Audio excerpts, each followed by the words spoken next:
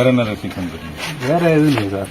சும்மா ஒரு ID proof, ஒரு பாதுகாப்புக்காக யார் யார் எங்கெங்க போறா, ஏதாவது ஒரு ரெஸ்கியூ பேர்னா நான் ஹெல்ப் பண்றதுக்கு.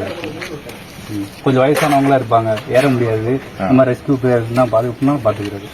ஏன் சார் முந்தா நாள் இப்போ நடந்ததுல உணவுப் பொருள் மேல போல தடை வச்சாங்களோ? அப்படி இல்லை சார். அன்னைக்கு வந்தனால இப்ப சொல்றாங்க உணவுப் பொருளுக்கு தடை இல்லன்னு. ஆமா, தடை இல்லைங்க சார். ஆனா முந்தா நாள் வீடியோ எல்லாம் பரவுது உணவுப் பொருளுக்கு தடைன்னு. உங்களுக்கு எதுவும் உத்தரவுன்னு போட்டுருக்காங்க? ரெகுலரா ஃபாலோ பண்றது இதான் ஃபாலோ பண்றோம். மற்றபடி நீங்க பண்ணக்கூடிய ரெஸ்ட்ரிக்ஷன் வந்து வரக்கூடியவங்களையே குறைக்கிற மாதிரியே வரவங்க மாதிரியே இருக்கும். இதுவரை இந்த புக்ல யார் வந்தாலும் ரெஜிஸ்டர் பண்ணி எத்தனை பேர் போறாங்க எல்லாம் ரெஜிஸ்டர் பண்ணுறோம். எவ்வளவு பேர் நேரத்துல இன்னைக்கு எவ்வளவு பேர் இருக்காங்க? அது அதிகாரி கேட்டுதான் நீங்க யாரையும் தடுக்கிறது இல்லை. ஆமா இல்ல உணவுப் பொருள் நான்வெஜ் எல்லாம் ஒன்னும் அதெல்லாம் ஒன்னும் தடை கிடையாதுல்ல சார்? அவர் சொல்லிட்டுங்க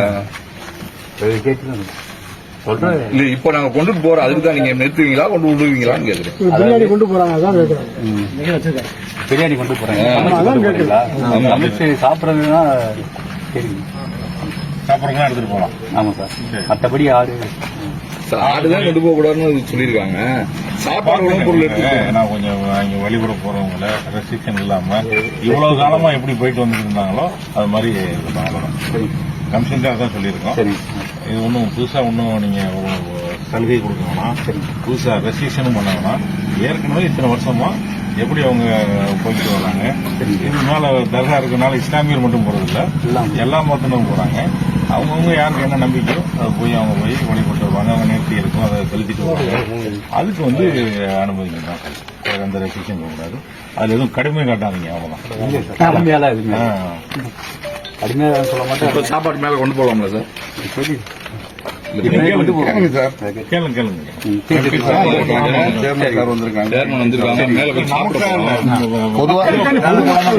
பொதுவா கூட கேளுங்க. உங்களுக்கு அனுமதி வாங்கி கொடுக்கலாம். நாங்க சமீபமா அங்கிட்டு போட்டாங்க சார். ஆனா கூட்டத்துல தான் நிறைய போடுவாங்க.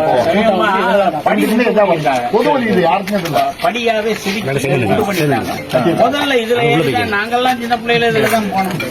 இப்பயும் அதெல்லாம் எல்லா பேரும் போயிட்டு இந்த ஐடி கேட்கறது ரிஜிஸ்ட்ரேஷன் எல்லாம் வந்து கோயிலுக்கு போறவங்களுக்கு தர்காவுக்கு ரெண்டு பேரும் கேட்கறாங்க.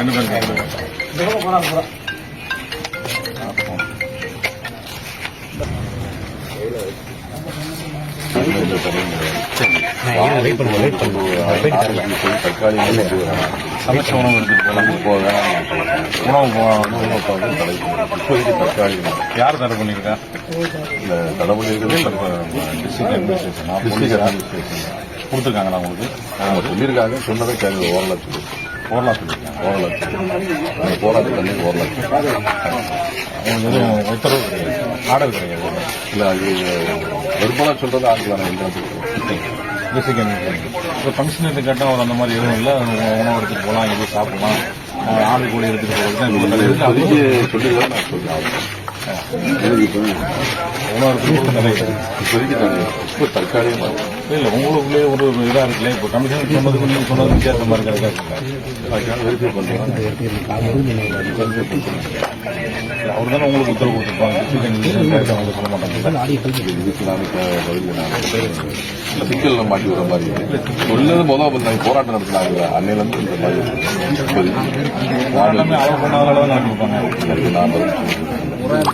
சார் போகிறோம் தாராளம் மேலே போய் சாமி கேட்குறேன். வரக்கூடியவங்களுக்கு என்ன மாதிரியான கட்டுப்பாடு? ஆமாம், இதெல்லாம் சொல்லி கட்டுப்பாடு.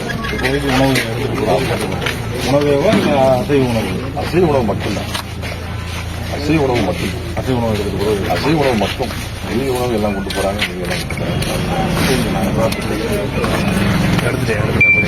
துல்லியமாக தினசரி நடப்பு நிகழ்வுகளையும் கல்வி, விளையாட்டு, அரசியல், வாழ்க்கை முறை, மருத்துவம், தொழில்துறை, சினிமா, பொழுதுபோக்கு போன்ற பல்வேறு நிகழ்ச்சிகளையும் உடனுக்குடன் காண கேப்டன் டிவி மற்றும் கேப்டன் நியூஸ் சமூக வலைத்தள பக்கங்களோடு இணைந்திருங்கள். உங்கள் வணிகத்தை கேப்டன் டிவி மற்றும் கேப்டன் நியூஸில் விளம்பரத்தின் மூலம் மேம்படுத்த விருப்பமா? உடனே கீழே கொடுக்கப்படும் எண்ணிற்கு தொடர்பு கொள்ளுங்கள்.